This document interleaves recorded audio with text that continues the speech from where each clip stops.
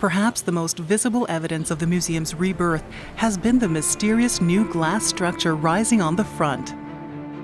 In Ewart's original design, a large stone tower formed a focal point for the front of the building.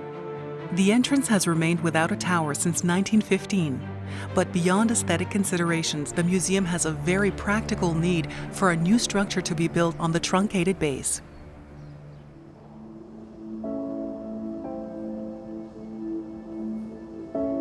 When Ewart designed this building, only the ground and second floor were to be publicly accessible, and the third and the fourth floor were for museum administrators, curators, exhibition designers, etc.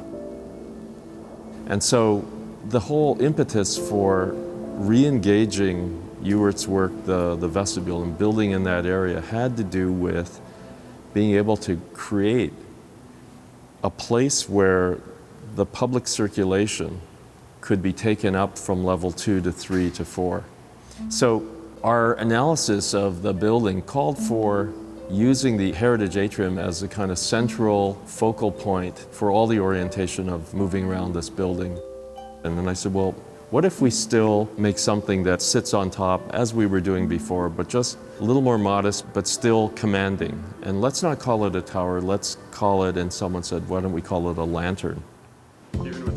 The architectural team devised a much lighter glass structure, incorporating a butterfly staircase. The new design was approved to be built, but one of the criteria was that the new addition could not add extra weight to the building or risk repeating history.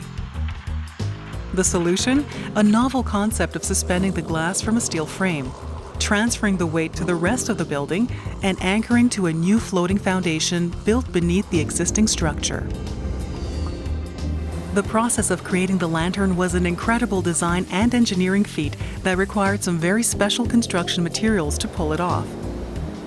160 panels of triple glazed glass were crafted at Pilkington Glass Works in England and then transported to Ottawa.